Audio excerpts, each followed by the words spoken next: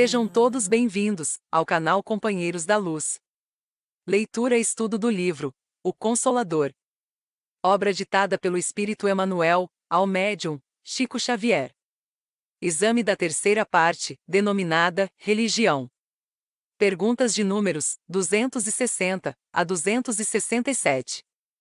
Iniciemos então a leitura do questionário de subtítulo: O Velho Testamento. Item: Revelação.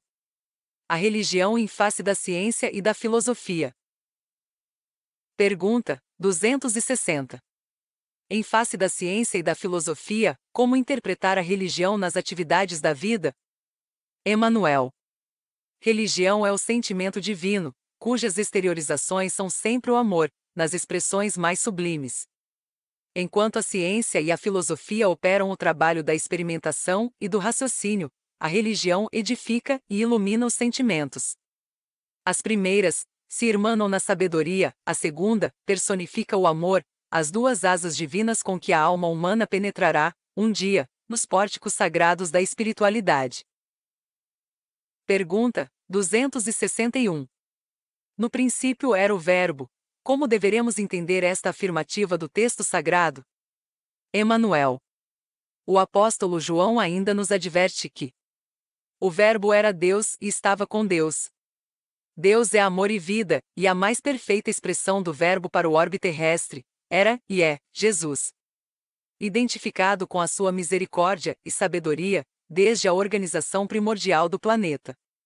Visível ou oculto, o Verbo é o traço da luz divina em todas as coisas e em todos os seres, nas mais variadas condições do processo de aperfeiçoamento.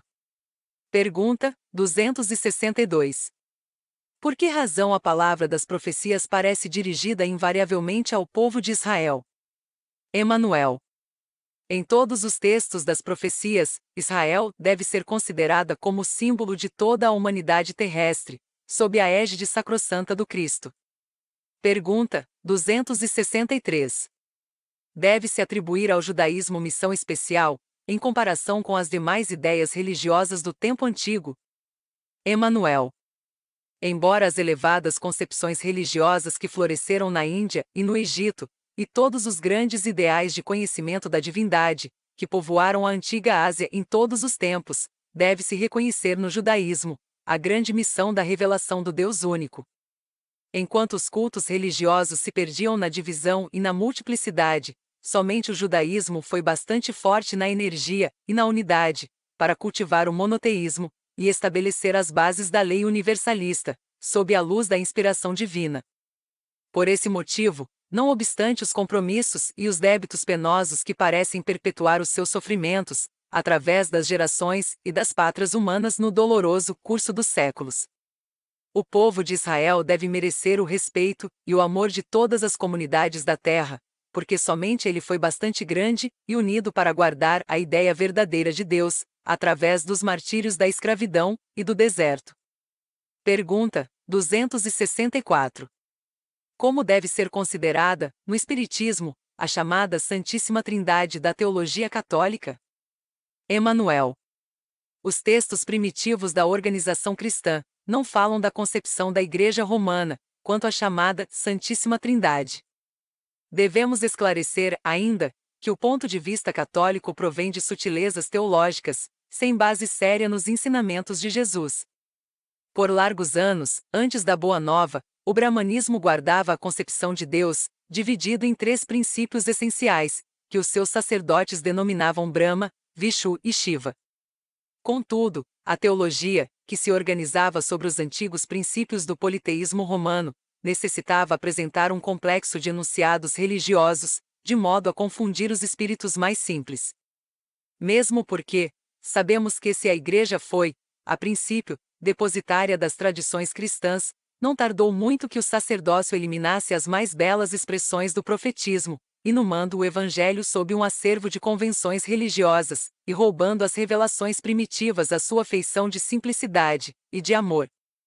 Para esse desiderato, as forças que vinham disputar o domínio do Estado, em face da invasão dos povos considerados bárbaros, se apressaram, no poder, em transformar os ensinos de Jesus em instrumento da política administrativa.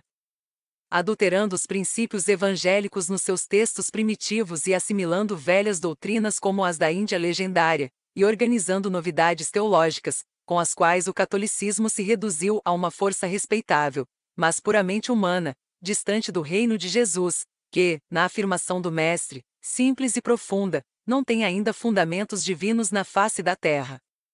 Pergunta 265. Como interpretar a antiga sentença: Deus fez o mundo do nada? Emanuel. O primeiro instante da matéria está, para os espíritos da minha esfera, tão obscuro, quanto o primeiro momento da energia espiritual nos círculos da vida universal. Compreendemos, contudo, que sendo Deus o verbo da criação, o nada, nunca existiu para o nosso conceito de observação, porquanto o verbo, para nós outros, é a luz de toda a eternidade. Pergunta 266. Os dias da criação, nas antigas referências do Velho Testamento, correspondem a períodos inteiros da evolução geológica? Emanuel. Os dias da atividade do Criador, tal como nos refere o texto sagrado, correspondem aos largos períodos de evolução geológica, dentro dos milênios indispensáveis ao trabalho da gênese planetária. Salientando-se que, com esses, a Bíblia encerra outros grandes símbolos inerentes aos tempos imemoriais, das origens do planeta. Pergunta 267. Qual a posição do Velho Testamento no quadro de valores da educação religiosa do homem? Emanuel.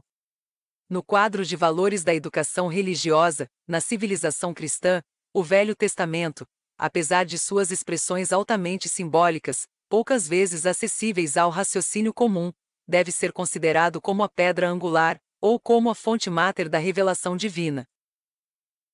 Chegamos ao final da leitura deste questionário.